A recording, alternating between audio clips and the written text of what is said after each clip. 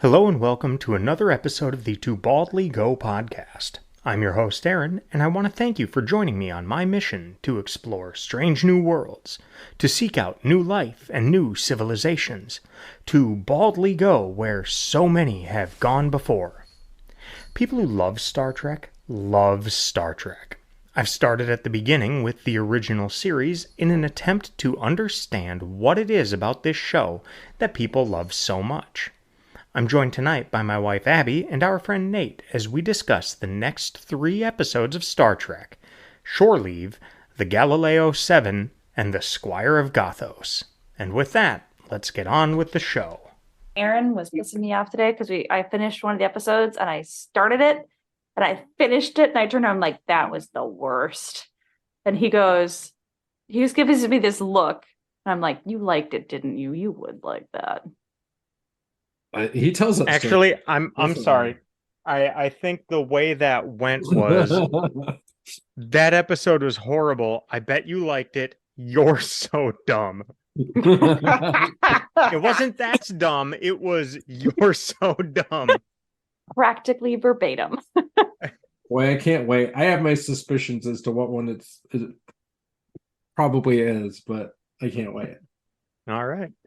Well, our first episode will be Shore Leave. And I will say, when I sat down to watch this and I saw the Alice in Wonderland bunny, I thought this is going to be the dumbest episode yet. Then I just sat back, went along for the ride, and thoroughly enjoyed the episode. I thought the episode was really good. Yeah, I thought it was fun. It had a little bit of the naked time to it, where you see kind of the inner desires of the some of the crew, like Sulu just finding a gun and shooting it at whatever. Sounds like fun. But yeah, I thoroughly enjoyed this episode. I thought it was pretty good. I also thoroughly enjoyed this episode and really expected not to for the exact same reasons you mentioned. Of like, oh, cool, a guy in a bunny suit. Like, this is going to be a goofy, stupid episode, and it was a bit of a goofy episode, I thought, but like all in all, it was just fun. I felt, but yeah, seeing the bunny costume, I was just like, oof, this is going to be rough. And I was pleasantly surprised by how it played out. And yeah, I thought that was probably the lowest, weirdest point of the episode, or at least what sticks out to me. And this one, I watched without a notebook. I just watched it and then wrote down my thoughts after, so I didn't have any stuff I was writing in real time. But yeah, I found it to be a just a fun episode. Did you two laugh at the top of the episode where Kirk is sitting in his chair and he's got a kink in his back and he thinks that Spock is the one rubbing it, only to find out it's his, yeoman of the day? Nope, I said that was my first note in my stuff. I said yuck factor right off the bat. Yep. Give him back roads. And then my second comment, costume bunny. Why? So, yeah. All right, did you guys rank it? Yep. I sure did. If I was giving half points or fractional points, I would have said this was about a 7.5. So I said 7.5 rounds up to 8. So I gave it an 8. Yep. That's a high score. Not the best 8 out there, but still, if I'm just holding to only whole numbers, I'll give it the 8 because I think it's better than a 7. I'm between 6.5 and 7 because I didn't dislike it. I again have one of those like, oh, this is lame, but I feel like that's more just the story of it kind of thing. And I did have a lot of notes on it, so clearly there was enough to intrigue me that I continued to make notes. So I'm gonna give it a 7. Yep. I wouldn't recommend to rewatch necessarily, but I gave it a 6. And I don't know Because in my mind, I think it is closer to a 7. I don't know. So now I'm second guessing myself a little bit because I rated it right after I finished the episode, and Well, that's now, gonna be the most accurate, isn't it? yeah, I mean, it's true. And I watched it Monday night, so Sunday night. When did I text you, Aaron? It must have been Sunday night. When were we Yeah, watching stuff at the same must time? must have been Sunday night. Yeah. Yeah. So it's been a few days. I don't know. I'll leave it at 6 for now. Maybe I'll remember why I gave it a 6 as we get into this further. There certainly was no shortage of humor in this episode, Yeah.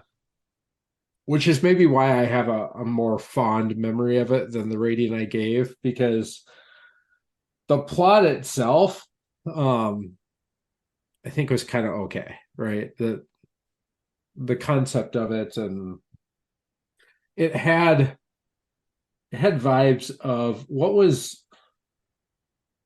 had vibes of lots of things. It had vibes of the Naked Time. It had vibes of the Cage. They've kind of done this trope before of you imagine something and it happens and you have to clear your brain and that kind of thing. Um, and so from that perspective, it was kind of okay. What I did like about it was, and where did I write this down? We see this team going down to the planet, and it's McCoy and 2 scientists in Sulu. So it's kind of nice to see a different crew that are going down and doing these things before Kirk gets tricked into going down there. Which I That thought was was great. amazing. Like, I thought we that all was saw that awesome. coming a mile away. I Yeah. don't know why he didn't see that coming a mile away, but Just getting super bitchy and then is told like, "Oh, it's you. Have yeah, fun yeah, or yeah. enjoy yourself." Hard to get out of that. And again, Spock's facial expressions, for a guy who has no emotions or contains his emotions, they are pretty good. So, Yeah. especially in this episode. The other thing I noticed is, anyone pick up on the fact that on the away team, every single member of the away team gets a sidearm except for the 2 women? I didn't see that. So neither Yeoman Barrows, or I don't remember the name of the female scientist that was down there. I happened to notice that she went down and didn't have a sidearm, and I thought that's weird. Maybe it's a Yeoman thing. And then they cut to several scenes of the 2 scientists, and he had a phaser, she did not. That checks out. Yeah. I did not notice that, shockingly. So I thought that was interesting. You could have almost explained it away with Yeoman as kind of an assistant. Why does someone in that role need a firearm? And that would have been a stretch by itself, but with both of them, it doesn't make a lot of sense. I looked at these a lot more from a philosophical standpoint of, okay, so maybe the writers are trying to do more than just tell a story. Maybe they're putting some thought and some otherness behind it. And I don't know if that's because I've been listening to a literary critique of a book on a different podcast where I've been really impressed with it, looking at it from deeper themes versus just the restating what's on there. And so when I was looking at these, I was kind of looking at more on that side of it. So Spock made a comment, to rest is to rest. And Kirk comes back to him and says later on that no, it's more than that. A human needs to, what does he say? I can't find the quote now, but essentially Spock is trying to say, without the emotional aspect of it, sleep is sleep. It's a biological function. That's all there is to it. Yeah. And Kirk comes back to say, no, there's more to it than that when it comes to humans. It's a concept of, he says, with play or rest, kind of same concept, they're used kind of intermixedly at the end of this, that the more sophisticated, the more is needed. And so I thought that was really interesting that they kind of played off each other a lot more on that, and building more and more on that theme of how much of what we do is really based on our emotions, and having that more than just a logic center, more than just a biological center. We're driven by those emotions, and it feeds off of our health. It feeds off of everything, and not just, yeah. I did not like the Don Juan part of this. Like, the description was a guy with a jeweled knife, and then all of a sudden he's like, "Oh, Don Juan? Like, really? You got Don Juan from a man with a jeweled knife from history 900 years ago?" I thought that was a stretch for me. And I don't know, like, do you daydream as much as these people are daydreaming about random things while they're supposedly on task? Like, they can't communicate with the ship very well. We've got a bunch of random things happening that are just very uncomfortable, between tigers jumping out and things like that. And then they continue to daydream. Like, and not just like regular daydreams. It's like, I'm going to dream about military airplanes. But that would be the equivalent of us dreaming about, I don't know, like gladiators. And then all of a sudden we have like, I'm not in the middle of my workday, and all of a sudden, like, I wonder what it'd be like to have gladiators running around. I don't know, Aaron, you tell me. Do you daydream like that? And I'm just crazy?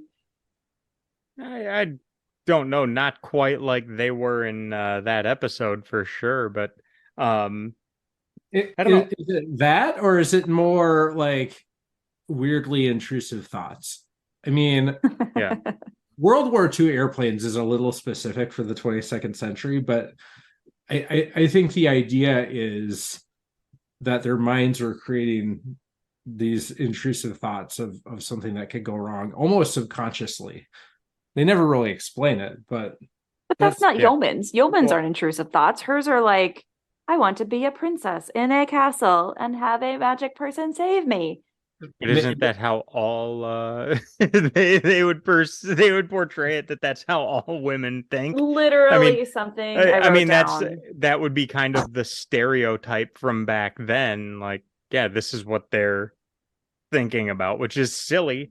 But yeah, I mean, again, I have that written down as my yuck factor is number 2. the show is dating itself there with those kinds of roles, but at the same time they've got maybe it's the old trope of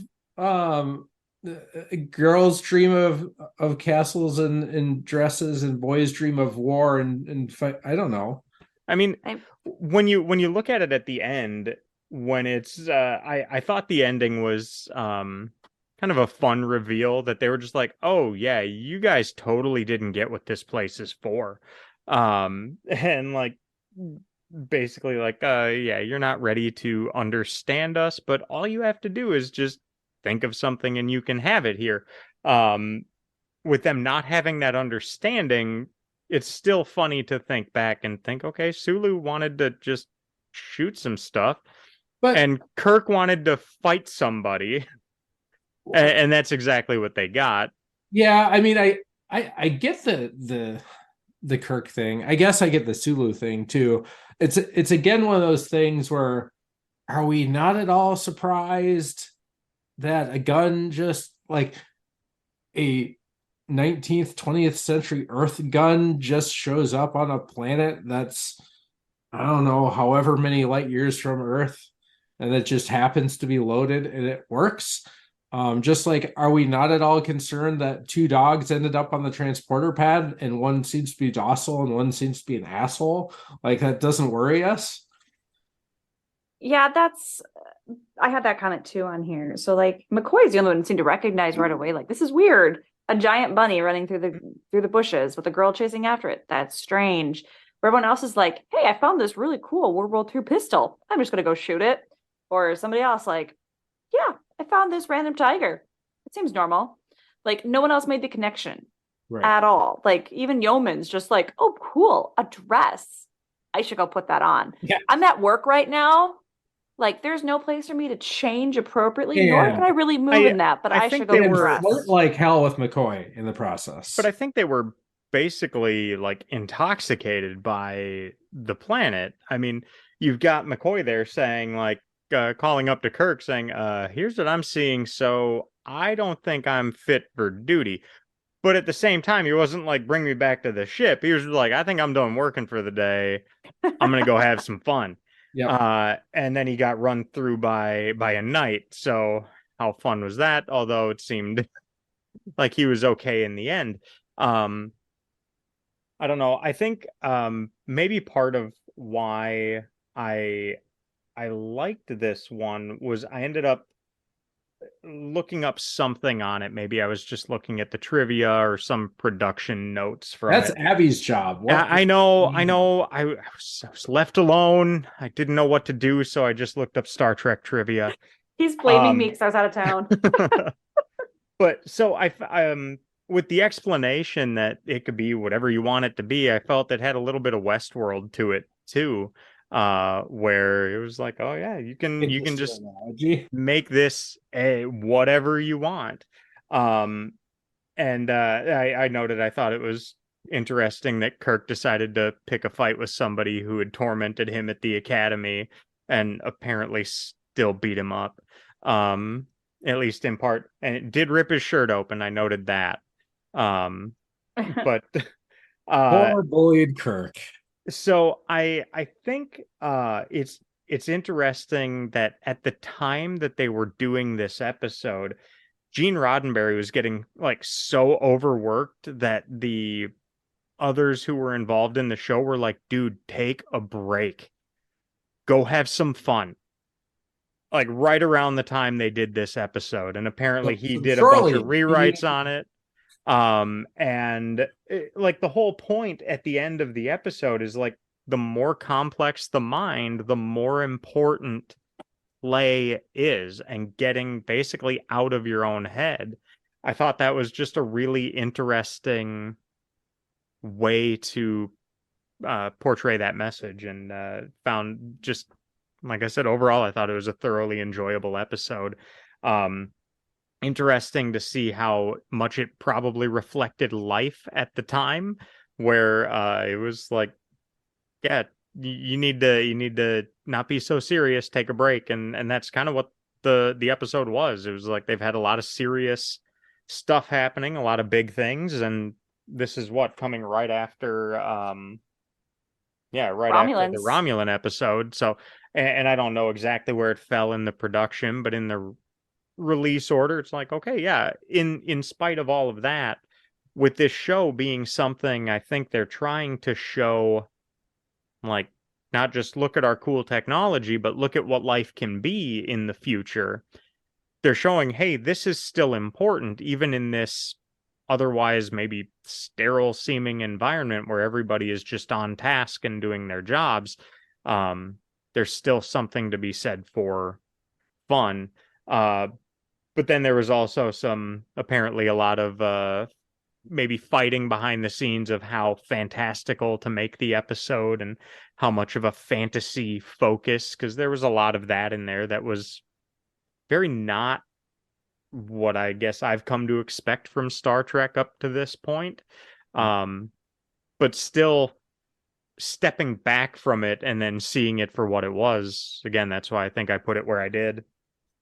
I'm still sticking with the 6 because as we go through this, I think it was a solidly okay episode. I think it had some really good parts to it. There were certainly some parts that I thought were pretty funny.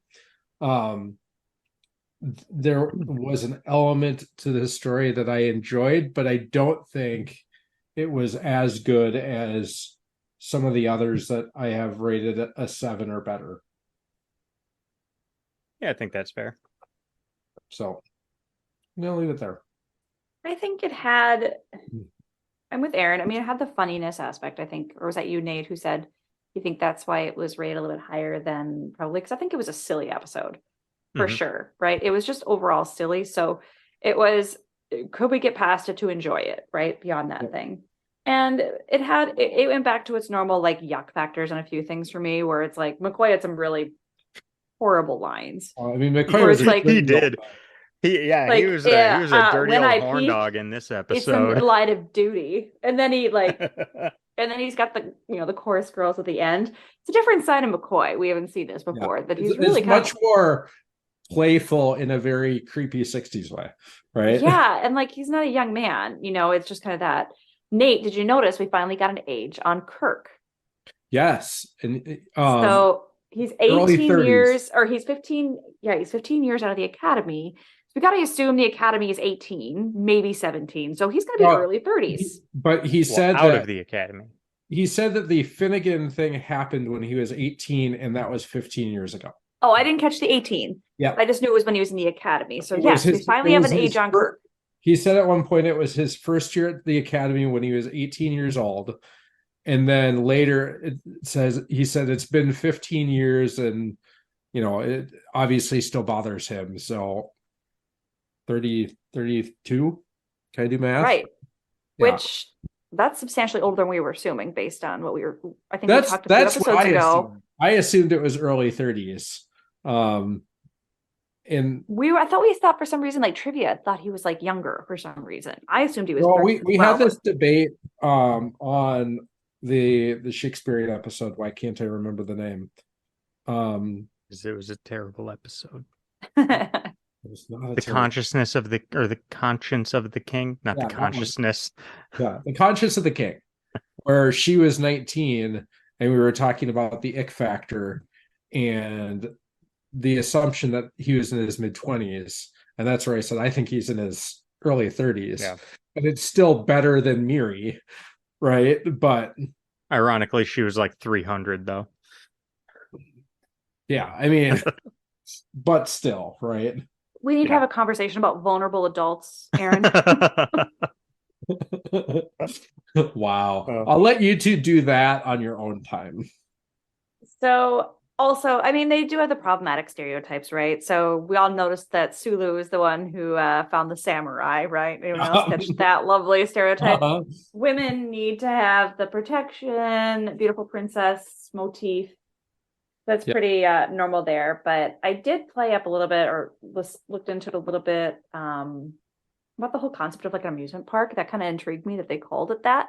Because I was like, that's so true. And they did have a good line about the more sophisticated, more play is needed. Yeah, the more complex the mind, the greater the need for the simplicity of play. Exactly. And so what's interesting is, though, they're like, oh, you didn't get it. You didn't get the amusement park right. And it made me think immediately of how much I don't always love amusement parks. Like, I'm the person just like, go have fun. That's not fun for me. Like, I will sit right here. Thank you. I will hold the purses. Yeah. Because it's not, that's so consistent, right? Like having a thing that's intended for fun, intended to be relaxing, it doesn't always get for everybody until you get it. Then you have to find the piece of it that's right for you. And yeah, exactly. Everyone's different. You enjoy different things, and it might not be the things that are where you are, right? I did love the ending with Kirk going off after his girlfriend, whatever from before. I did find it weird that like the time difference didn't bother him at all, because she seemed to be his age now. So, and he said she didn't age at all. So I'm like, Kirk likes older women.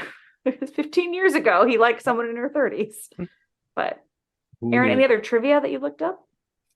Oh, that was mostly it. Yeah, I also thought I thought it was interesting at the end where they were just like, oh, all of these experiences were intended to amuse you, and we just kind of discovered that you don't get it at all. And then when they tried to get like more explanation on them, I liked that they were just like, you're not ready to understand us. And Spock was just like, yep. There's that, but there's also like, I just found that funny. How scary would it be to end up on Space Mountain and not realize that you were on Space Mountain? Yeah. You don't know if you're going to live or die, versus, going to that place knowing that it is a fantasy land where you can conjure up anything and you're going to be okay. You can get run through in a really unequally matched jousting match. Right after ironically saying hallucinations can't harm us. Right. I did laugh. The one line that I put in there about that was somebody brought a gun to a joust fight. Which was, to me, really funny. Yeah. Now, the only reason that those aliens figure it out is because they brought McCoy down below and he was like, oh, got it. And Yeah, McCoy maybe. explained it to I them. think you could infer that to a certain extent. Yeah. Yeah. I don't know. Again, basically everything we've said. Silly episode. I thought it was fun. It was fun seeing the characters in a different situation again. Similar to situations we've seen in other episodes, but still just it was fun. It was silly. It was light. Everything seemed pretty innocuous and then kept getting escalated further and further as the episode progressed. But yeah, this puts us at the 20% mark of the original series. Wow. Yeah. That went fast. 16 episodes in on of the 80 episodes there are.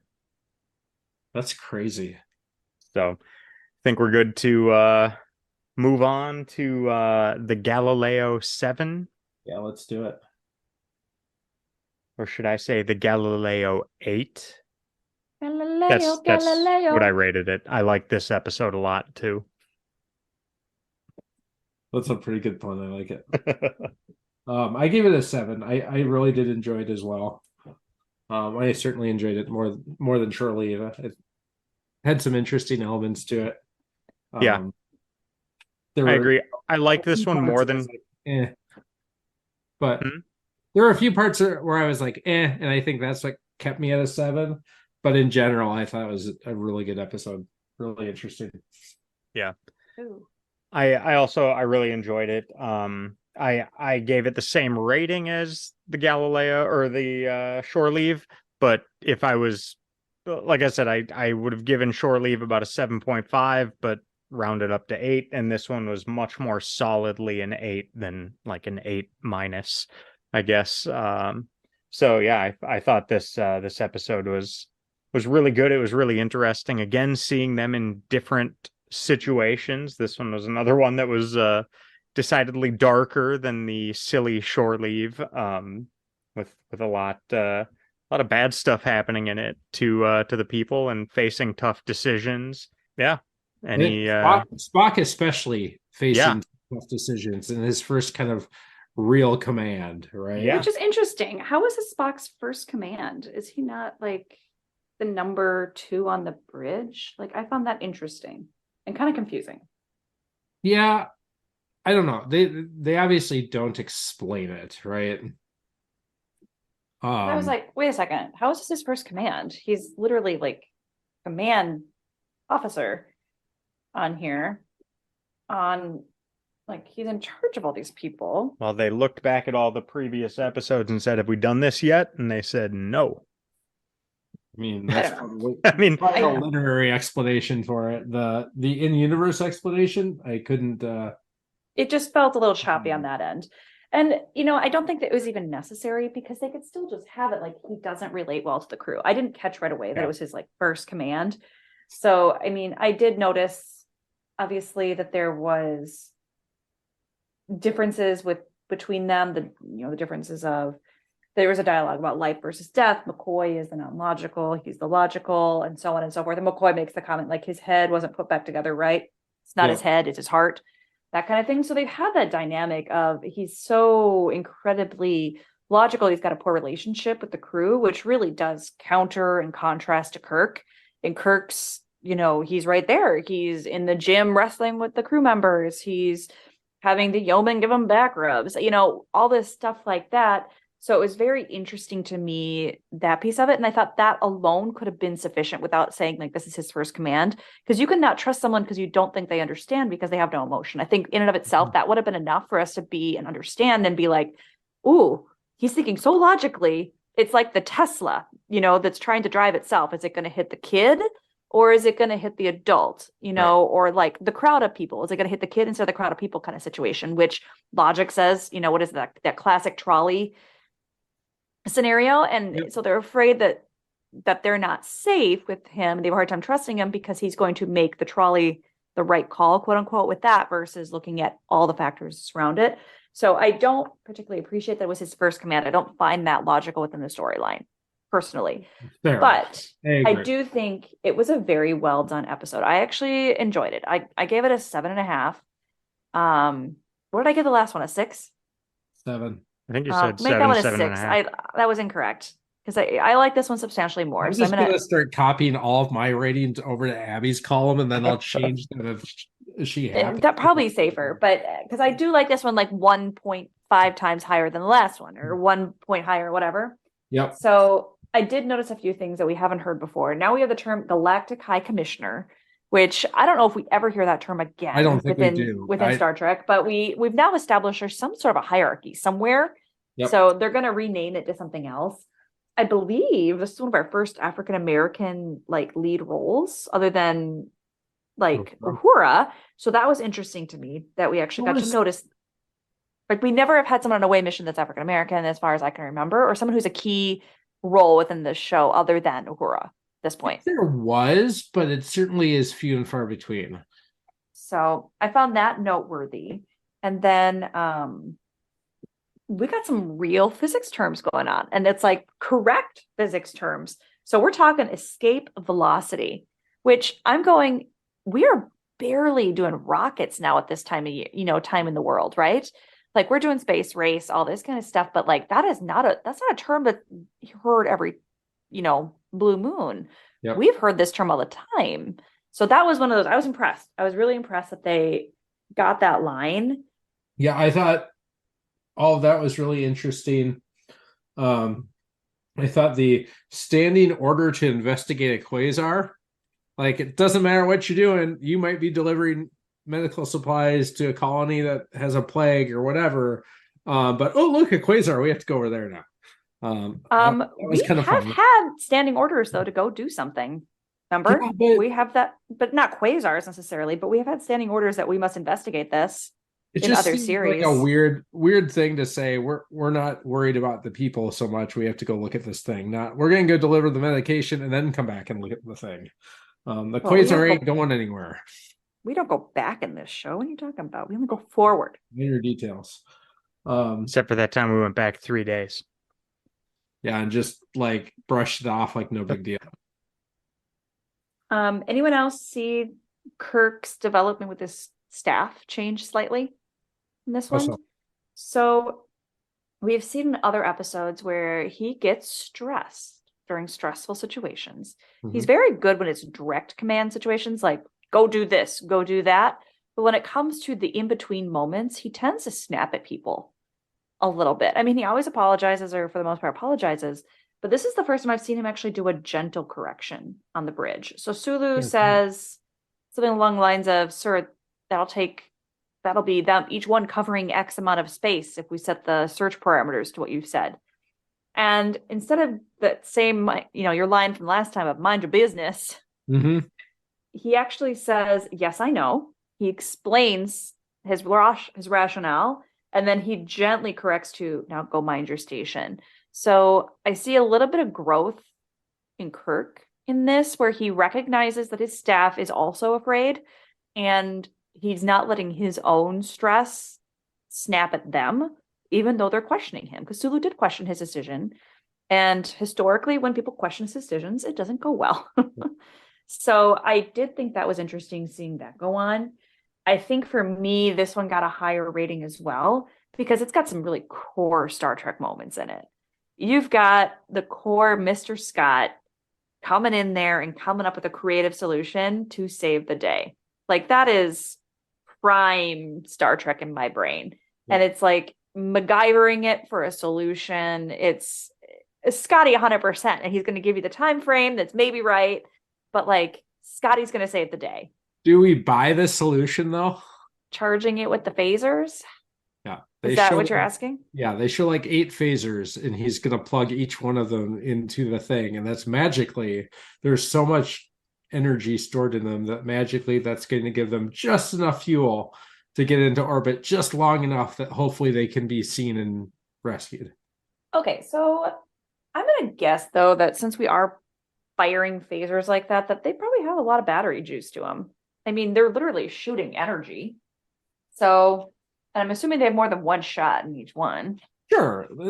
And they do. I don't know.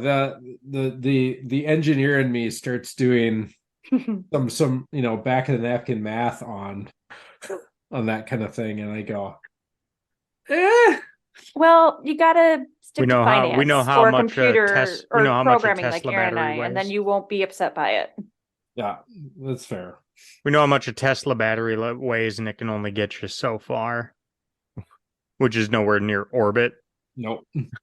I do think they were But smart though, because they're fighting the weird creature things, you know. They had some really bad shots where they're shooting these like logs, you know, and they're supposedly really heavy spears. You see Spot pick one up and like try to chuck it funny. It was Yeah. like that cracked me up. But I did appreciate they actually didn't show the aliens for once.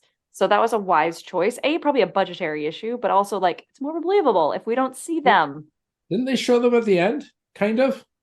kind of. There were Only a with a couple rock, times. like a rock blocking them for the most part, I think. No, there was one part where it was on top of the shuttle, and they show that briefly. Yeah. And When it's there's one time smashing it where it with a kind of, rock.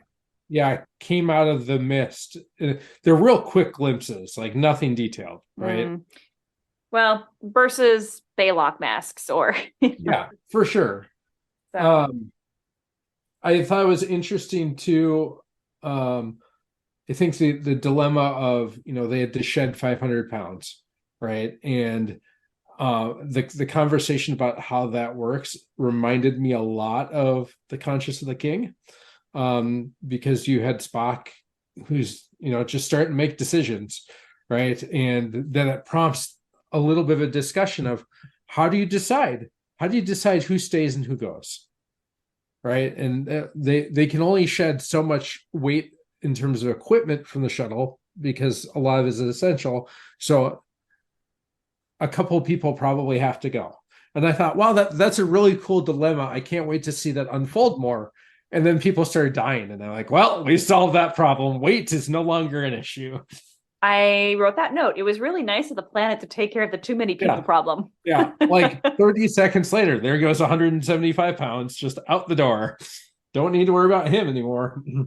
But he did make a comment in there of, when they were questioning him, he said something that's very reminiscent of things to come.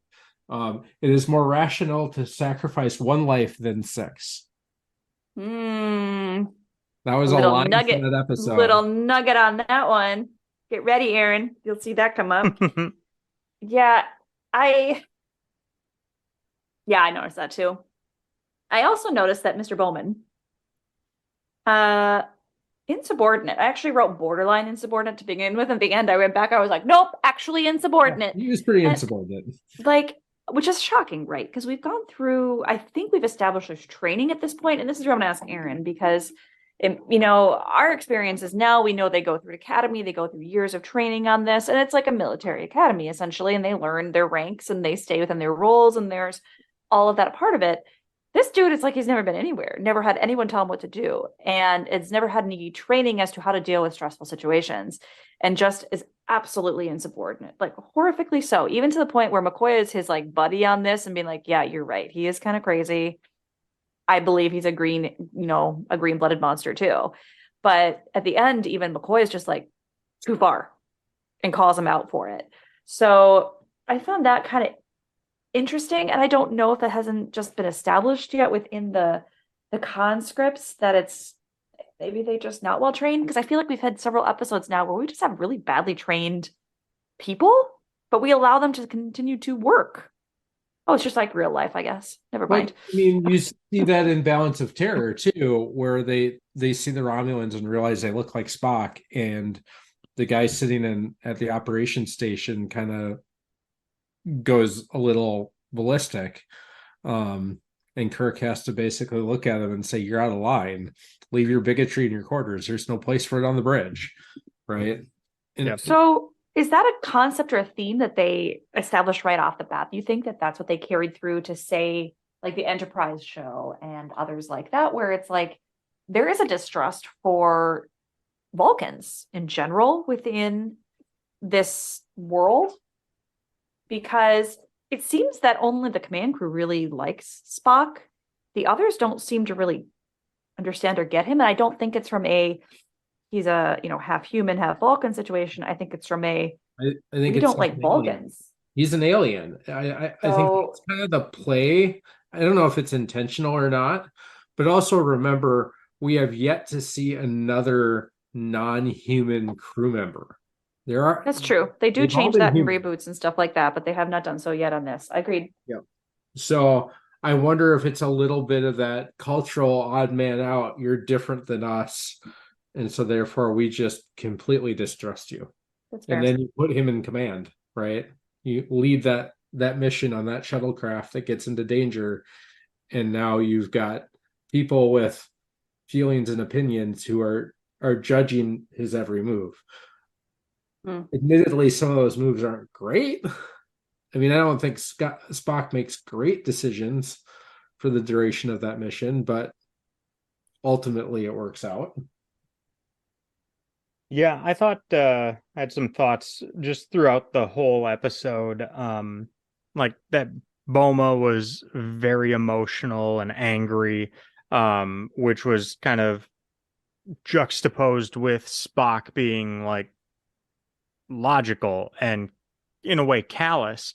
I thought that it felt at points like everyone was kind of playing gotcha with Spock, trying to trap him into saying something that was just like, oh, see how mean you are.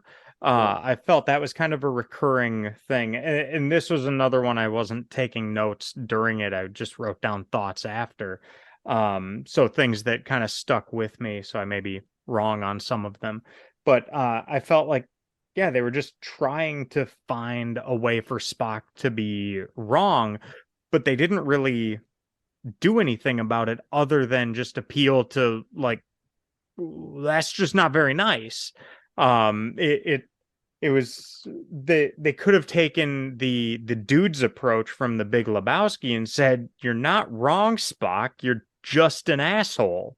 And that's what I wrote. I literally wrote that down. I was like, "You're not wrong, Walter. You're just an asshole." And I felt like Spock would have almost understood that in terms of those emotional I outbursts to get like, oh, okay, yeah, you're upset emotionally, and I'm not acknowledging that. So I will acknowledge that I'm not acknowledging it without acknowledging your emotional outbursts. but I think he does. And I think this actually happens. Like this scenario that you're talking about is like the very closeout scene yeah, of the episode where Kirk looks at him and says, "Mr. Spock, you're a stubborn man." And his response is, "Yes, sir." yep. That is that. Like that's Yeah, literally that whole thing wrapped up in yeah. 2 lines of dialogue. But yeah, I found it interesting for how unemotional Spock was. I recall, I couldn't tell you exactly when, but it seemed like he was almost irritated with Boma. Like, calm your emotions down, just leave me alone. Like Spock got about as emotional as you see him get Yeah. sometimes, just in irritation with how the others were acting. Um, I also wrote down I normally really like McCoy, but in this episode I felt like he was also doing some of the like emotional bitching at Spock about things that maybe were leading to his irritation. But then I I just saw some of Spock I saw going to the philosophical stuff. I saw almost some like stoicism coming through him, and a lot of people think stoicism is just like this lack of emotion, but really it's putting things in proper perspective. And I think he even said at one point, it's like the situation is neither good nor bad, it just is, and that's what we have to deal with. yep. So I think seeing those compared was made for a really compelling episode, really just it wasn't fun the way some other ones have been, but it was just a really good, solid episode. And just how frank Spock was, like, there's a point where they're going to have to leave because they have other responsibilities that are greater than us. End of discussion. And Spock was willing to just accept that and then impose that on everybody else. Not that there was anything he could do. Um, I found it interesting, like thinking to all the times we played poker in the past and everything, it felt like a lot of the crew, Boma in particular, everyone was really results oriented and not probabilistically, if that's even a word. They weren't probability oriented. They weren't looking at things of, okay, what gave us the best chance to survive or succeed, but what happened. And that there wasn't much weight given by them, which was, again, compared to Spock, who is much about, did we make the right choice? Results be damned, but did we make the right choice? And that kind of comparison, especially when, if you make the right choice, the results can still be pretty bad. So I agree and disagree with you on several of those things. So if we go back to McCoy for a second, I think we saw McCoy being kind of typical McCoy in a lot of ways, where he likes to kind of heckle on Spock, and certainly more towards the end of the episode as things resolve. It's more of the playful jabbing, and it's definitely more emotional and more, I would say, hurtful earlier in the episode. But I also think that McCoy is being the feeling half of Spock in this episode, and frankly, pointing out that Spock is making dumb decisions. Yeah. The whole, we're just going to go randomly shoot some phasers at these aliens and they're going to respect us. And then McCoy has a great line. He goes, respect is a rational process. Did it never occur to you that they might act emotionally with anger? Yeah. You basically went and, riled them up, and then you're shocked that they came back and oh no, we're going to rile you up instead. And Spock doesn't get those life lessons without McCoy there to deliver them, right? So yes, I think the vast majority of that team is acting very emotionally and not thinking about the end result and the fact that it is what it is. But also Spock is looking at it from the perspective of, it is what it is, but I don't understand what's driving other people's decisions. Yeah. And that understanding is necessary in order to make the right decisions to ensure the survival of as many of that team as possible. Yep. And that's also, I thought it was such a good, they did such a good job of contrasting the two. Now, in reality, there's always some balance there. Somebody's not purely emotional and purely quote unquote logical, which I did find it interesting that at the end of this episode, it was pretty clear. I think their message was logic doesn't have all the answers. And in the end, it was an emotionally driven, desperation driven move that got them rescued, because he was all right, fuck it, hit the button, and went all again, kind of the way it goes in The Martian. Where he's all right, I'm going to cut my suit open, see what happens, and they catch him. And that's kind of the route they go. And when he did that, I thought it was the way I interpreted Scotty's reaction was well, we're all going to die, but I see what you did there. And I thought Scotty's look was just great when they were there trying to, when he hit that button. It was just what the all hell? Right, we're all gonna die, but right. I get it. Nice. Yeah, okay. I see what you did. So yeah, just so many things I thought were really good about this episode. I wrote down a lot of the quotes from the end of it because I thought they were so good. To your point, McCoy says it was the last action you'll ever take, but it was all human. Yeah. Spock says, totally illogical. There was no chance. And he says, exactly what I mean. And desperation is a highly emotional state of mind. Logic informed me that under the circumstances, the only possible action was one of desperation.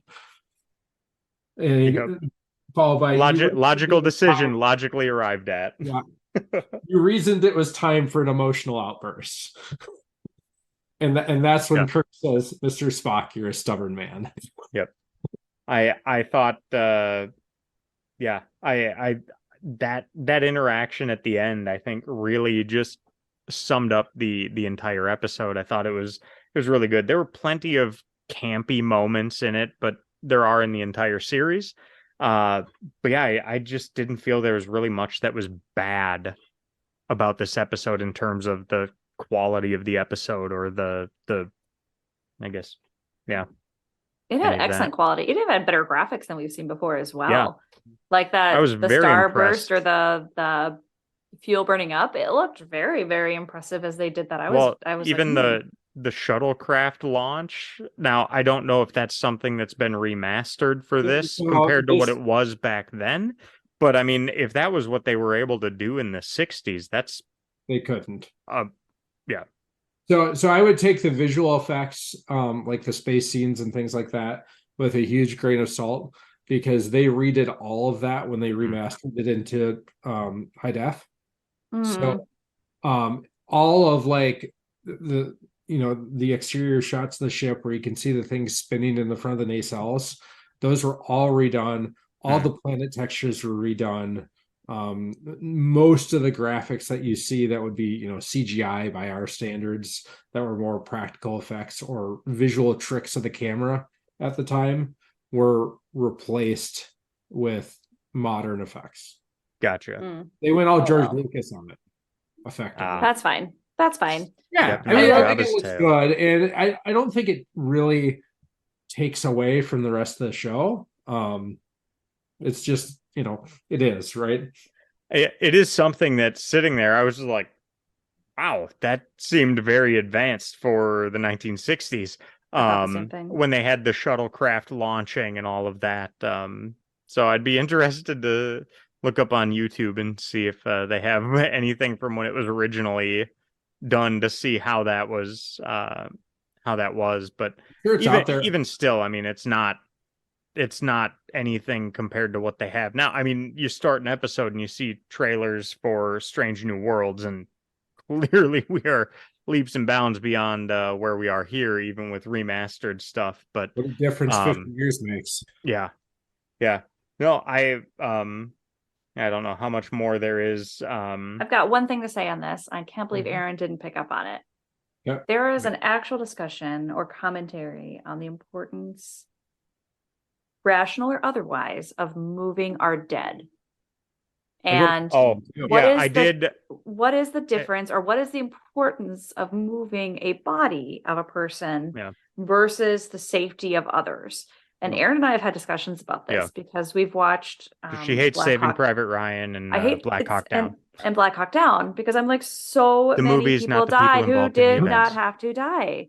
And it's really tough for me to watch it and be like, we just lost like 4 extra people for no reason. And Aaron says, oh, there is a reason. It's honor. And I'm like, I glossed over that note that I made, that rituals are very important to people. And that's something I think, again, looking at this as a show that they are making to show not just commentary on the 1960s, but also here's what life could be like in the future. Seeing that they view it that rituals are still important to people and were very important, to the point that these people were nearly willing to die for that. Yep. I think especially, like, certainly in our culture, the ritual burial is very important, right? I mean, it is a huge part of the cycle of being born, living, and dying, right?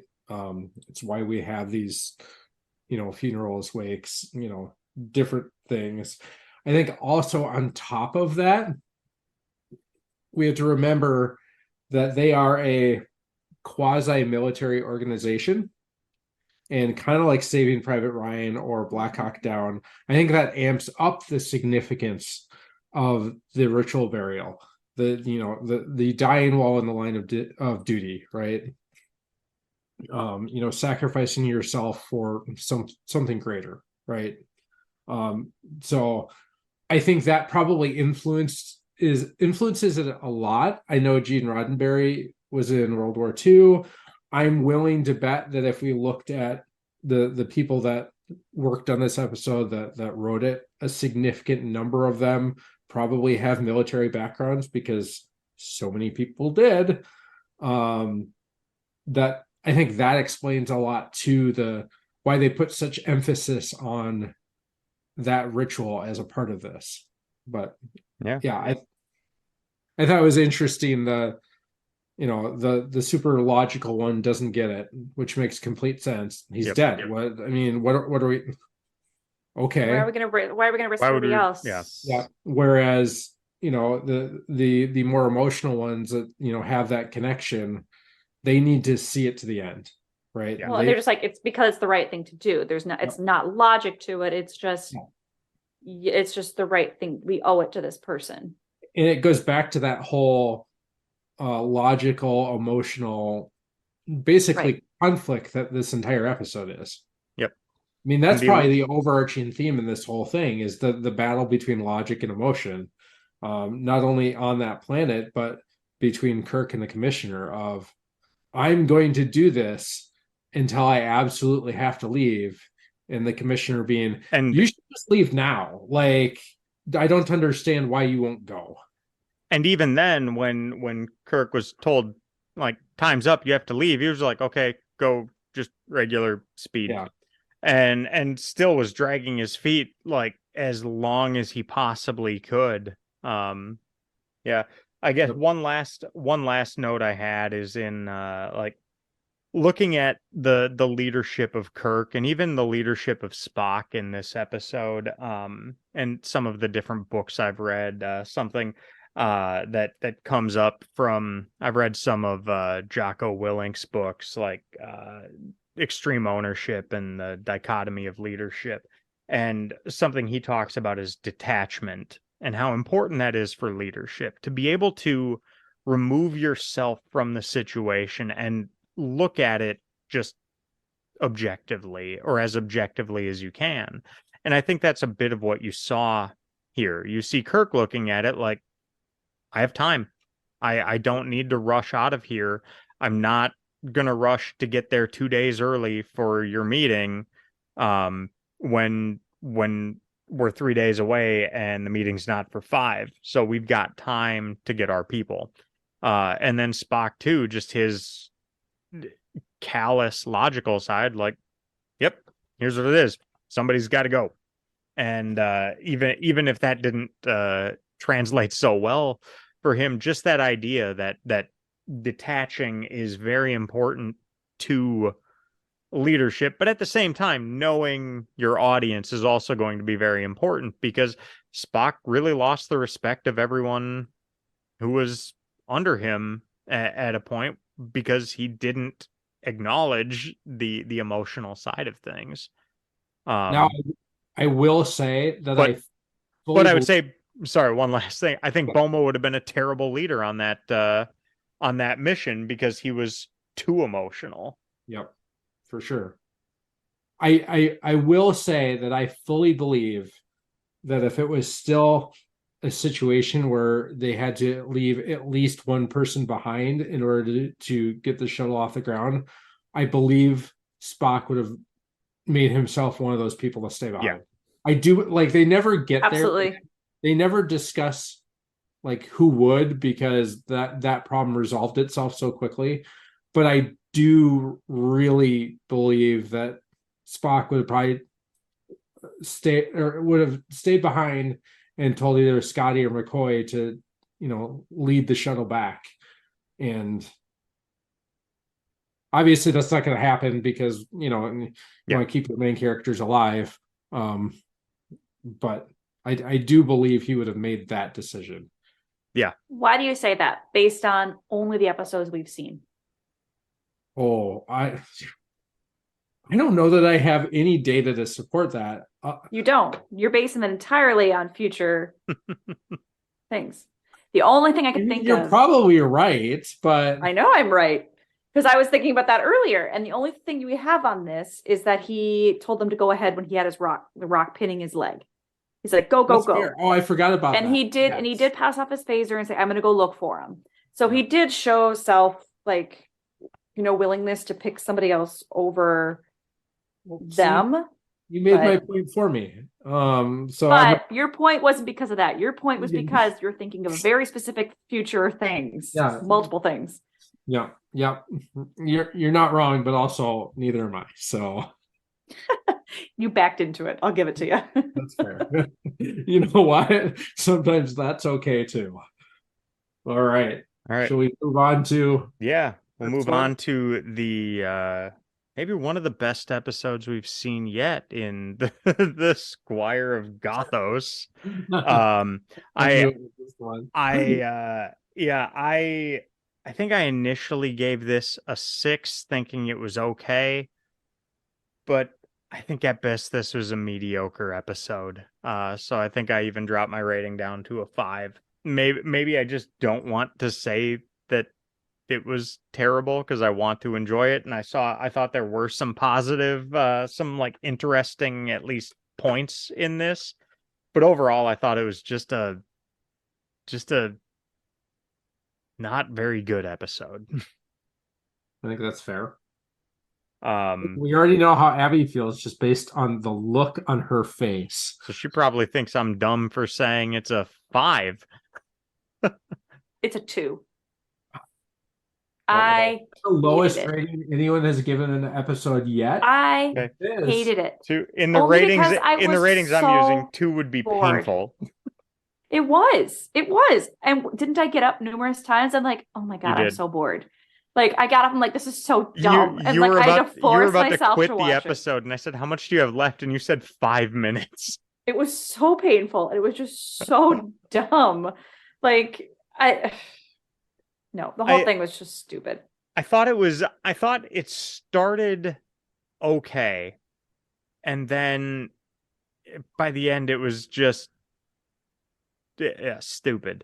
I thought it started okay and it had some potential. But yeah, then it just like didn't go any of those directions and was just just I would imagine this is a very forgettable episode. There's not much memorable from it other than kind of the weirdness of it. But Nate's sitting there thinking like, shit, I don't want to tell them I give this a 7. I loved it. I give it a 10. No, I did not. I don't it was not a great episode. I don't think it was nearly as bad as Abby says it was. So I was just bored. I was just gonna be bored. one of our rare departures in ratings. And I am actually a little surprised because I rated it higher than Aaron did too. I did give it a 6. I think I could be convinced to give it a 5. So you think this episode is only 1 point worse? 1 point worse than the shore leave one? No, I gave the shore leave one a 6 as well. So you think it's the same? You think this is just as bad as pretty shore leave? close. Remember, I liked some parts of shore leave, but I had problems in general with the plot. And I liked some aspects of this episode, had problems in general with the plot. Like I said, I could maybe be convinced to make it a 5. I don't know that I could realistically go much lower than that. I think there are some things that are very dumb and very like culturally inappropriate, especially when Uhura shows up. Because wow. His Nubian queen. Yeah. Yeah. And Queen of Sheba, the same lovely color. Oof. That was interesting. But I thought, as it was, the story was interesting enough to keep me engaged. And I thought, some of that, how they approached dealing with Trelane was kind of interesting. So yeah, it kept me going. All right. Like I said, I thought it started stronger than it ended. I thought by the end it was I was also just like, all right, can this be over? You mean the I thought, petulant child thing at the end was yeah, the I trigger? thought, I thought, yeah, I, yeah, it was just a very mediocre episode. They could have gone some interesting routes though, but they didn't. One thing I thought was interesting was uh almost a contrast between Spock and Kirk's leadership styles, where Kirk is just like, I didn't ask anybody for explanations, or I'm just hearing what you say to confirm what I already think. And Spock was like, I'll entertain any theories, any at all. I thought that was an interesting comparison there, even if it wasn't a direct comparison they were making in this episode. When looking at other episodes we've watched, I thought that was noteworthy. And that Spock is willing, he's just like, I'll hear anybody out. Doesn't mean he's going to take what they say, but still willing to entertain it rather than just telling him that idea is dumb. Um, I thought there were some just I don't know why I didn't think it in Shore Leave so much, but there was just this odd juxtaposition between the crew in their sterile uniforms walking up to an ivy-covered castle in the forest, and then walking in and how Trelane was dressed and all of that. Very, very Napoleonic. We finally have an away team that isn't the command Even crew. yeah, They're getting smarter. I mean Like, that's I did notice that. kind of twice now, because surely if it was Sulu and McCoy, and here now it's McCoy plus 2 security people. So we're not just like going all random, which I thought was kind of nice. Yep. We're seeing more consistency on that. Even Spock said at one point, like, I can't leave. McCoy, you can't leave either. Or is that the last episode? No. No, Scotty can't leave. Scotty can't leave. Spock Yeah, and Scotty and it was say McCoy goes down. yes. And so it's interesting. We're finally seeing some, logical processes on who we're sending down on away missions, at least. Like, I know you all want to go. We appreciate we all love Kirk, but no, we need you here to actually do your job on stuff. I also like right following that how they're they get there and they're talking to Trelane, and Trelane's talking about, oh, I'm trying to mimic you guys.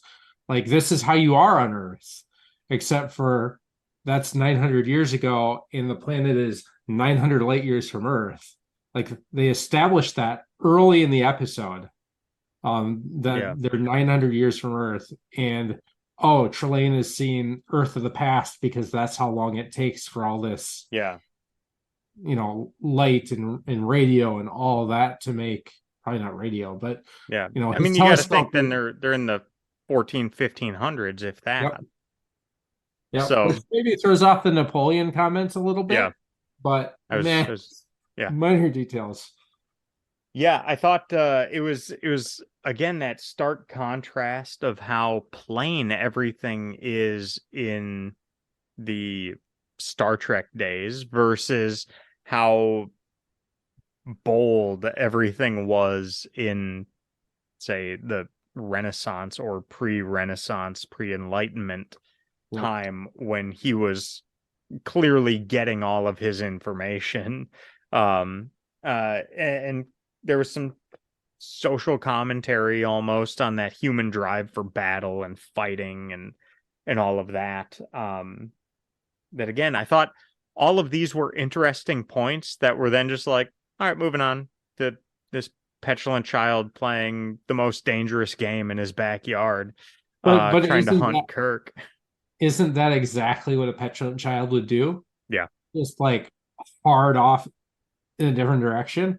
We don't realize it at the time. And I'm not saying that the big reveal of him being a child is great, but in context, it makes sense. Oh yeah, it made sense. It was also just like, yep, not a great episode. Yep. So I was bothered by Kirk's response to this character from the very beginning. Now, granted, he was kidnapped from the ship.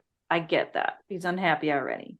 But the purpose right now is a 5-year mission of exploration to meet new alien races, cultures, what have you. And he literally has someone who is fascinated by Earth, wants to learn about humans, spend time with it, and all Kirk can think is, we gotta get out of here. We gotta get out of here yesterday.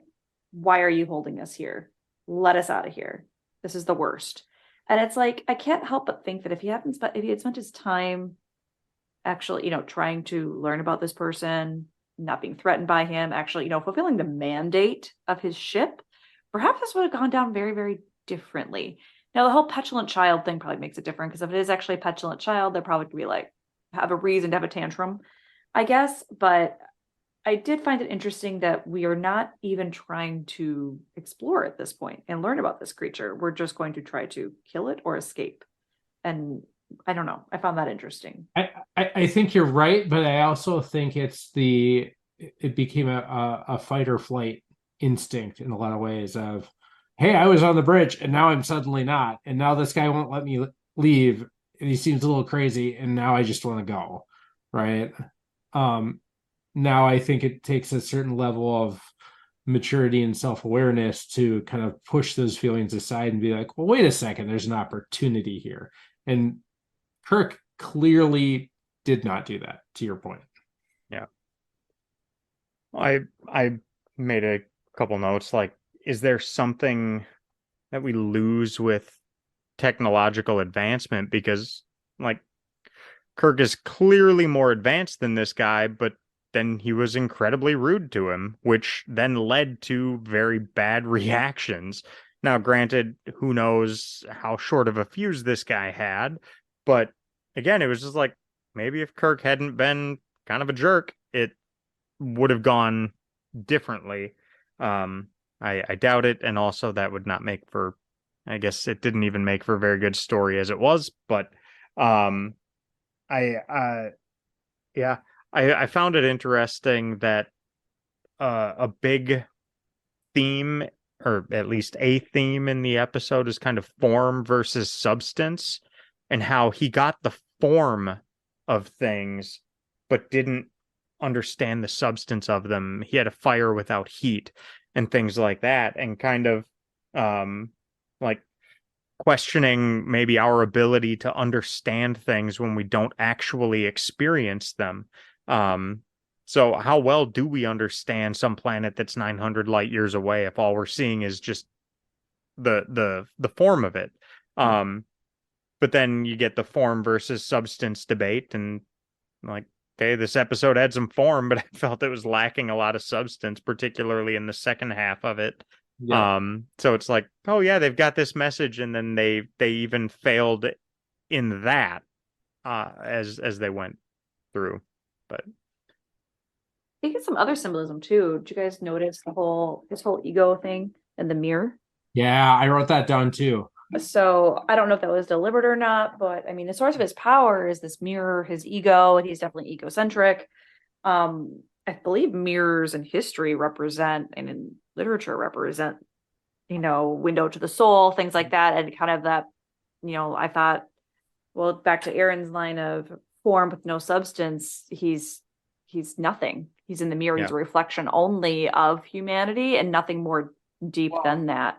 And in some ways, I also thought the mirror was symbolic of this inflated ego that he has, right? Because not only is it the source of his power, he uses it so repeatedly to look at.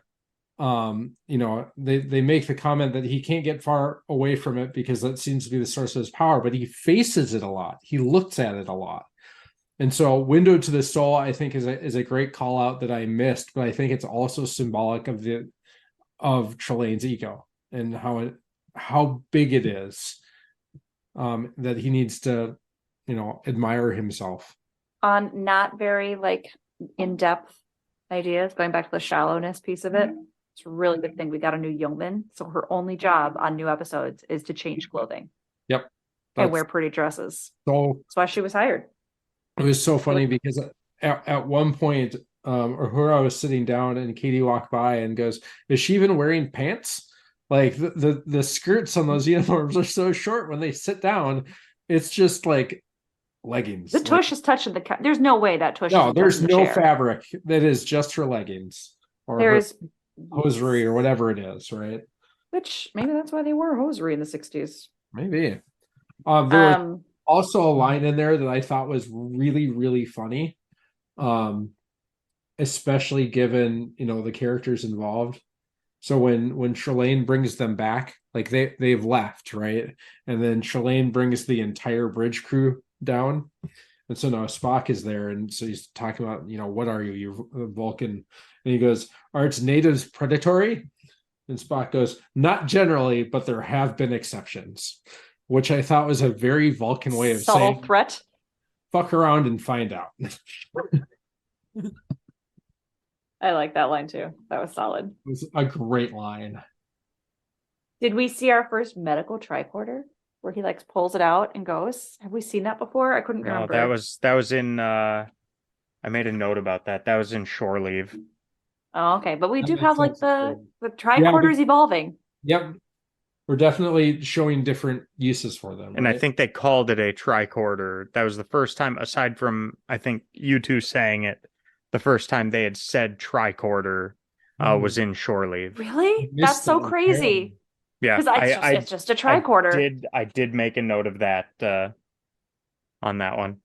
That's crazy. No, and then I have a note again, I'm trying to be very philosophical here on these deals. We seem to have this recurring theme come up where the future is actually the past. We see that through these castles, we see it through the Shakespearean, Alice in Wonderland, all of these classics in Earth culture. And I'm curious if it's more than just they're saying what they know, or if it's more deliberate and they're trying to make a commentary on there's nothing new. Society repeats itself. We relate to the past more than we'll relate to the future. And so we're able to see the history, or able to see those scenarios play out exactly without it feeling super foreign. We're able to relate to them even in a futuristic setting. So Do you think that plays to the human nature of craving nostalgia in some ways? And that's what makes it relatable? I don't know. And I don't know if it's a deliberate action by the writers, right? And I don't know if I'm giving them way too much credit, or if it's just they have sets for this. We've done this before. Finding something brand new to discuss and to put together is a much harder concept. But the more I kind of see, and I go through some other books and stuff like that, some of these things are very deliberate. And the commentaries, especially in movies and such, they're deliberate actions as a way to push, not necessarily agenda, that's not the right word, but to push their thoughts and feelings and a way to express that. And so maybe they're more than just bad writing potentially, and trying to kind of hit some good concepts, but maybe they're actually trying to like state some bigger themes and ideas that we don't really see at that time in the 60s. It's not just a love your neighbor, go to the fishing hole. Maybe there's more to it in this, and they're trying to be more deep.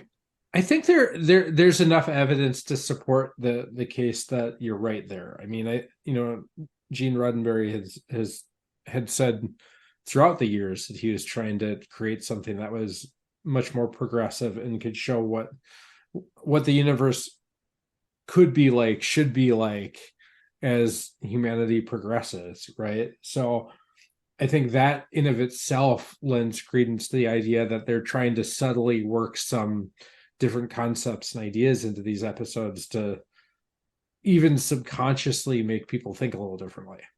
Now, I will say, Abby, did Shalane remind you of anyone? You? Yeah. Is that what you were thinking? Yep. I have a note saying it's a baby Q. Putting Kirk on trial. It's a baby Q. And even the response to them, like, it's your plaything, very cute when Q talks to the child. So what's funny is Aaron's like, this petulant child, get him out of here. I'm done with this episode. That was actually the part that I was like, oh, this is interesting. I actually approved of that piece of it because I had that Q thought, like, this got interesting. Is this we've thought about the Q before, potentially at a few episodes before, but this one actually fits or feels more like that kind of Q attitude and like general disregard for other creatures as anything other than just playthings. They're the pets. He's the cat, and it fit. And so, The yeah. second he put Kirk on trial, I was like, nope, that's it. We're done. I know who this guy is. And the episode only confirmed it as it went on. Like I fully believe that there's got to be some inspiration in this episode for what we see later. Well, then we got to give it more forgiveness then, because it sets us up for some amazing character building and world building in the future. If that is indeed what the basis of it, I'm curious if the trivia shows that, and if Gene Roddenberry has any commentary on that. Yeah. This is, I think, the first time we hear anything like, so just obviously the famous line, "Beam me up, Scotty," which has never actually been said in Star Trek. But we get real close in this episode. At the end, he says, "Beam me up, Mr. Spock." I thought that was interesting. I did not know that's not actually a line. Yeah. It's never actually been said. And then the comment that Trelane is a god of war or a small boy, very naughty, was an interesting, that's how we're going to describe him. I don't get that. Yeah, we don't use technical terms in our logs, remember, or HIPAA. We discussed this. Yeah. So HIPAA's gone by the wayside. We're not going to say it is a multiform being, appears to have familial relationships, has vast powers, but seems to be focused. I mean, come on. Yeah. Like technical writing kind of style here, but no, it's a little brat. Yep. We also again see Kirk willing to sacrifice himself for the rest of the crew and the ship, of bargaining with Trelane of, I'll stay here. I will play your game. You have to let them go and let me contact them to say that they can go. The contacting thing doesn't seem to go over so well, but it's going through those motions of yet another example where Kirk is willing to give up everything to make sure that his crew stays safe. So we stay very consistent with that theme. Do we, after 18, how many episodes is this, Aaron? 18. Do we think Kirk is a good captain, friend, or person? Like, do we think he's good in these categories based on what we've seen thus far? Huh? That's a deep question. We're watching a deep show here, kids. Kids. Yes, and yes. I mean, is he perfect? No. Are there certainly examples where his leadership isn't the best? Where he, does lose patience, or he does snip at people, or not give their ideas, or things like that fair thought? No. I mean, yeah, that happens throughout the show, but it's also, that's the humanity of it, right? Is we're all like that to a certain extent, even if we actively try not to be. So I think on the whole, I think he does very well in all three of those categories. Just not perfect. Could you work for him? Sure. Yeah. Now I want to hear what everyone else says, because okay, I think you have to answer that question in terms of context. So are you answering it in terms of like values that we think are in the 2200s, values of the 60s when the character is kind of based on with some of his actions and things like that then, or based on today's standards of what I think would be appropriate and appropriate? So it kind of gets more in depth for me when I think about it. I'm choosing to believe that the problematic issues that they show in the show aren't actually what would happen in the 23rd century. So you don't think he would flirt with Miri? No. To get something done? No. Okay. I also think he's a good captain. Yes. I think he makes leadership decisions that no one else is equipped to make on his ship. I think that he really does thrive under that pressure. When he's got 10 seconds left to make a decision, he's at his best. He's not snapping at people. He's not making crazy jumps. He's calm. He sits down in that chair and you see his brain working and he's like, do this now. We're doing that now. He actually seems to struggle more in the in-between times when he's not in crisis mode. Just wonderful in crisis mode, not as much when he's in between. So it's like he kind of has like an on and off switch only. As Aaron says, he's a toggle, not a dimmer. So he's either on, it's crisis, it's go time, or he's off and he can laugh and play with his people. And, there's no problems whatsoever. He's happy. If there's any kind of middle ways tension, he seems to have a little bit of a tendency to snap at people inappropriately, or to not make the best decisions, either for himself, for his welfare, or the people he interacts with, whether that be the women in his life or the way he spends some of his time on some of those things. So overall, though, he's human. So if I was going to be on a ship where it's readily in danger all the time, I would say yes, he's probably a great person there because he seems pretty good at getting them out of tight little calls, and he's kind of clever and tricksy like that. And I think outside of even this version of Kirk, I think that's a theme for him that we see continuing. We see that he's not your typical captain who just went through the military, levels and channels. He's got more grit to him. He's got a little bit of a twist. He's just a little bit of spice added into that typical rank that gives him the edge to make him exceptional at very difficult situations. So yes, I do think he's good that way. I think he struggles to be a person. I think we see that with his discussions with Bones. I think Spock gives him a lot of grace in that, or gives him a lot of ability for self-reflection in that. But I do think he's got a lot of demons, and you kind of see that with some of those discussions. Yep. I think the ship is all he has, and he says that numerously. I don't have time for another woman in my life. I already have one lady, she's the Enterprise. So he doesn't take care of himself as a person at all. His entire identity is wrapped up in that ship. And I think that's common. I think that's a thing. But even in military today, there's leave. You go home, you see your family, you do other things. Whereas he's on a 5-year mission. He's on duty for 5 years. And I don't think that's healthy. I think those are all fair statements. I think from my perspective too, I think he fails a lot, but tries to be more emotionally distant from his crew as a protection mechanism for them. And I think you see a lot of that too. That's kind of a Picard mentality, isn't it? It is. That's a different style of captaining. I didn't think they were very similar, because you always think of Kirk as the cowboy, right? Running in there. Picard is the quiet, you think it through, grandpa, you trust him. And then you've got Janeway, who's just like, but let's hug it out. Yep. Right?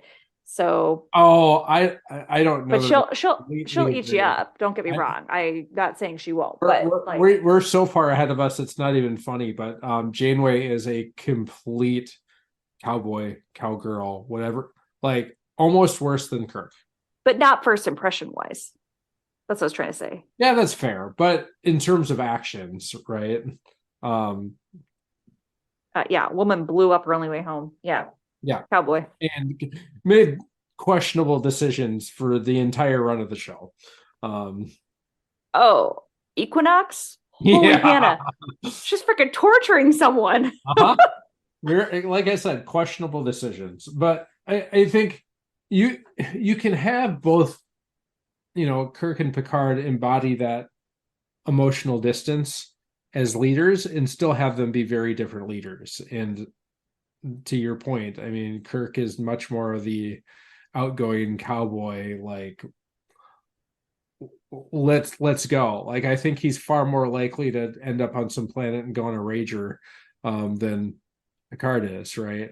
Whereas Picard's content to do more intellectual things to stay distant from his crew. But so here's what Screen Rant says about our question. Okay. Well, Aaron So, hasn't answered it yet, so oh yeah, Aaron, go first. So you were saying, is he a good captain, a good leader, and a good person? Was that it? Did I get the three I said right? captain, friend, person, I think is Captain, what I friend, said. person. Okay. And I do think he's a good friend. I didn't say that, but I do think he's a good friend. Yeah. So captain, I think he is good. Captain, leader, any of that. I think he always aims to have a reason for whatever it is he's doing, and he's always willing and able to make a decision no matter how tough it is when it needs to be made. I think you could watch this, and if you could, not being in a position of leadership myself, I would just guess that if you could lead the way he leads, you'll be fairly effective uh, on the whole. Um, he has flaws, he has shortcomings, but he's also human. So he's a complex character. So he does have those flaws to him. He can be a bit hot-headed, um, especially when there's flexibility. But when there's no room to move, when shit hits the fan, he's right in there doing whatever it is needs to be done, willing to sacrifice himself to save his crew and keeping the mission first. I think that's what anybody looking for a leader would looking for somebody, say, below them to be leading people would want somebody who's going to, in spite of anything else, keep the mission first, and the crew. And you can see he prioritizes the crew and the mission, even willing to risk himself constantly. Um, as a friend, I think he doesn't seem to have that many friends, but to those friends that he has, he's incredibly loyal, and will act differently related to them than he will others. Um, is he going to slow down the ship for random crew member who doesn't have a name? Who knows? Maybe, but maybe not as much as he will when Spock and Bones are down there on the trying to be rescued. Um, so I think if you are his friend, you're in great shape. If you're not, well, then nothing. If you're under him in terms of him being your captain or your leader, you're also going to be in pretty good shape there, friendship or not. And then as a person goes, I think he's a flawed person like anybody, but overall, he's trying to do the best that he can, and is, even if he'll sometimes make comments like, I'm not asking for basically your advice or your input or explanations, he's still willing to listen to the counsel of those that he trusts, which I think that's something that's huge in terms of, being a good person, or being able, like, a complex or person who can show any sense of growth. So I think you see all of those in him while still seeming real and relatable. He's not, like, Spock can sometimes be not so relatable, even though there were aspects in these last couple episodes that I found him to be incredibly relatable. But I think Kirk is somebody who's fairly relatable in watching it, which also probably adds to the popularity of the show and the love that people have for it. can I ask a clarifying question? Sure. You made an interesting comment in terms of, Kirk going to rescue the shuttle because Spock and McCoy were on it, and if they weren't there, he maybe wouldn't have put in that level of effort. Do you still think that's true, given the fact that they were at least crew members? Like, if you take Scotty, McCoy, Spock, and put 7 random people on there, does he still put in that level of effort? They're from his crew, they're from his ship. Yeah, and I think he would maybe not he wouldn't go as slowly. Would he wait till the very last minute to take off? Yes, I think so.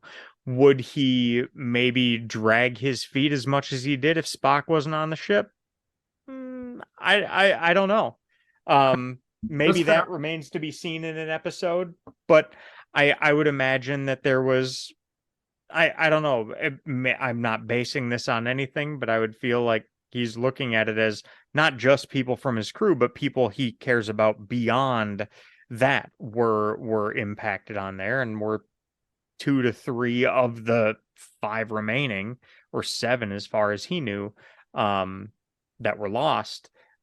So yeah, I don't know. I have no basis for it other than like it seemed like he was maybe dragging his feet a little bit more, not just because they were his crew, which I think he would have dragged his feet anyway, but maybe not quite so long.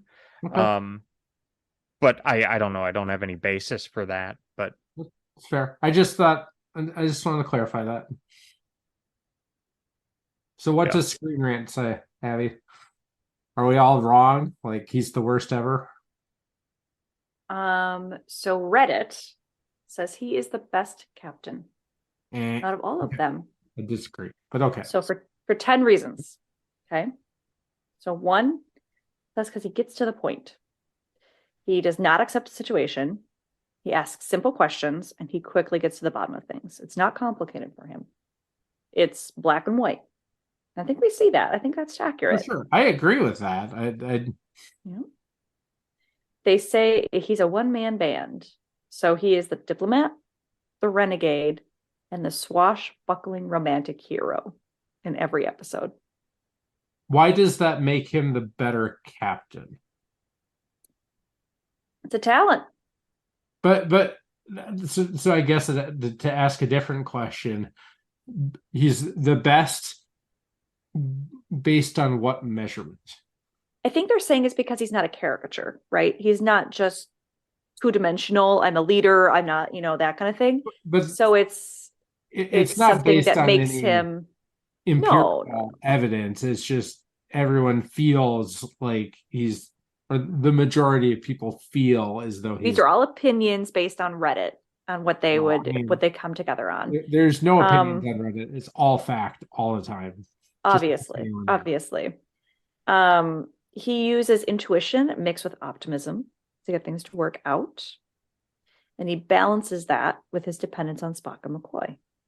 So that's how he gets his intuition is from Spock. And then he gets his optimism from McCoy. So he's got his balance to get through his problems. Yeah. Even though he's still a lone wolf, he does pull in people occasionally. He can take the heat. We've talked about this. He's virtually the only captain we know who doesn't go mad with power and snap under the pressure of command. And I disagree with that because we've seen all of these other captains do fantastically under all of them. So I fundamentally disagree with that. But that's okay. They say he's got. Accusations are usually wrong. So I will say flying with style kind of cracks me up because it's true. He does have a certain something about him when he sits there, right? He's got a presence on that bridge different than, say, Jean-Luc or Janeway. It's more casual with Janeway. Jean-Luc, it's like, oh my God, is my tie on straight? That kind of thing. He's just far more lenient. And they do say in the show here, it even is something where he becomes a legend. And that's true. They carry that through in the different things where it's like everyone knows Kirk and he's just a captain, right? But everyone knows who Kirk was. Can you tell me the name of the captain who is piloting or was captaining the ship during Generations movie? Yeah, but I'm a See, nerd. I can't. I don't know his name. So Captain John Harriman. Why did I ask you that?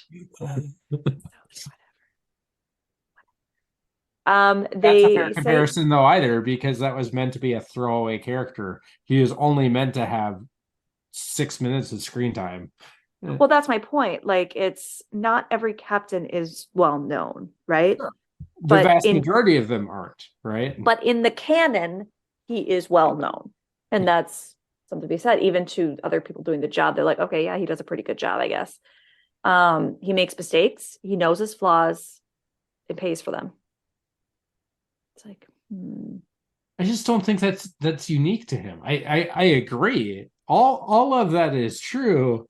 I just don't think it's unique to him. I would agree. I think they're overestimating.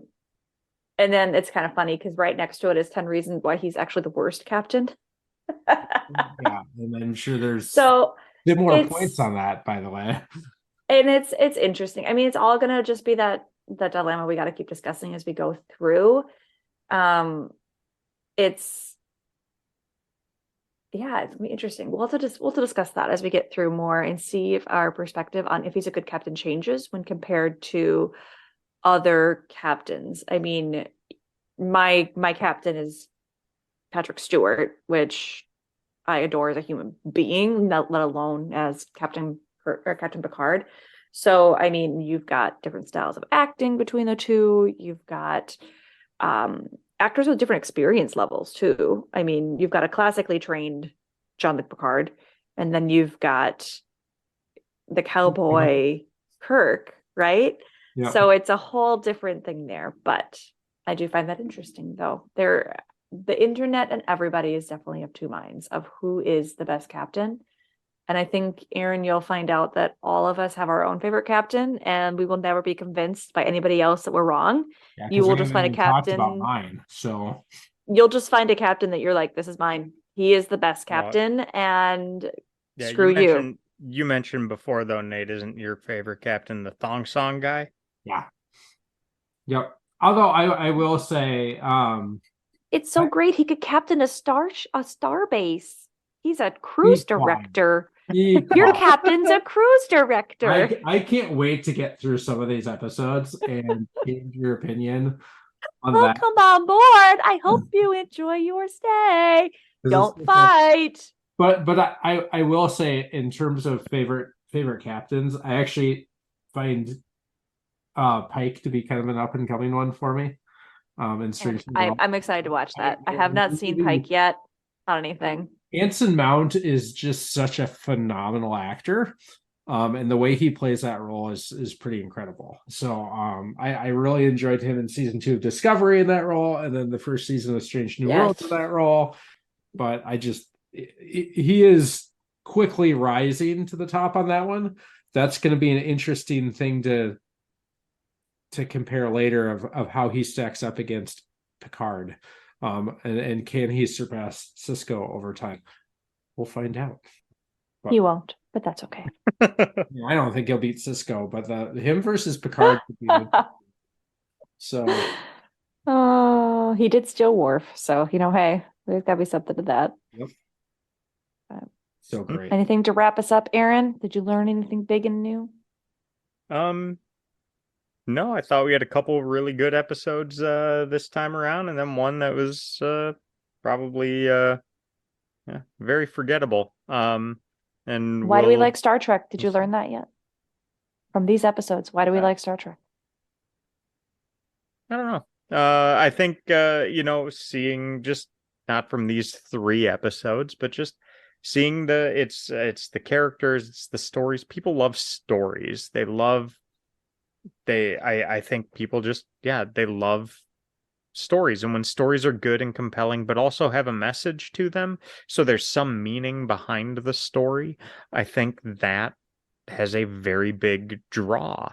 And so if the story is well told and has some message or some thing that makes you think after, going beyond just that was a half hour or an hour of mindless fun, I think there's something that resonates about that, and I think there's a lot in the series that resonates that we've talked about many times up to this point. So I can see why people enjoy the show. I can see why there are some episodes that probably don't really add to that and probably didn't get a whole lot of play after they were originally aired. But just it's interesting seeing something taking place a couple hundred years in the future, but still having a lot of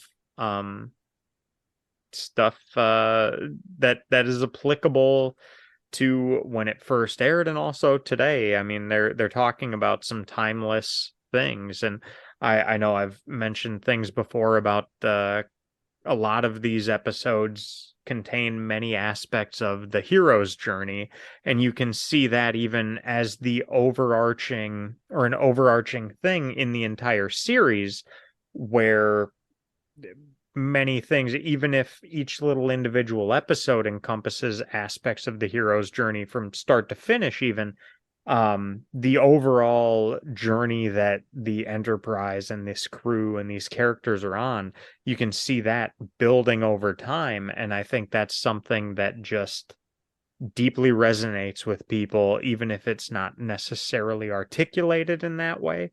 So I see a lot of things that I can see, okay, yeah, I get, maybe I can't, or like I said, articulate it all that well yet, but I can see why people love the show, and why I'm still really enjoying it and looking forward to getting further in and seeing more and seeing where it goes, because I know it's still a bit figuring out what the universe of Star Trek is, and where it's going, and I know it just expands like crazy with some of the later or the series that come later.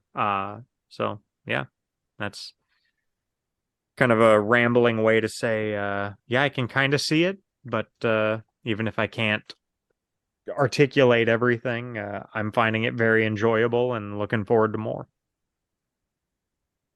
Sweet. I think that's a good place to end it. Well, there you go. 3 more episodes down. We are just flying through season 1. At the end of the episode, Abby asked me if I understand it yet. Basically, have I accomplished part 1 of my mission? And I feel like I'm beginning to. Now, I don't feel like I can use the moniker of Trekkie today, but I feel like it's coming. I'm enjoying the original series, but I just don't feel like I've earned that title. Yet. Then again, I'm not just watching this series, but producing a podcast about Star Trek. How many Trekkies have done that? To be fair, I bet it's quite a few. At this point, though, the series still feels like it's figuring out what it is and how it will be. But I have this pervasive feeling that there is just something there. I think I said it best in my little monologue near the end, and don't have a whole lot more to add right now. If you are watching along with us, next week we will be discussing the next 3 episodes of the original series, Arena, Tomorrow is Yesterday, and Court Martial. I want to thank you again for joining us on this trek through the universe of Star Trek. If you like what we're doing, please leave us a rating and review. For Abby and Nate, this is Aaron reminding you to never give up, never surrender. It was so painful. It was just so dumb. Like, no, the whole thing was just stupid.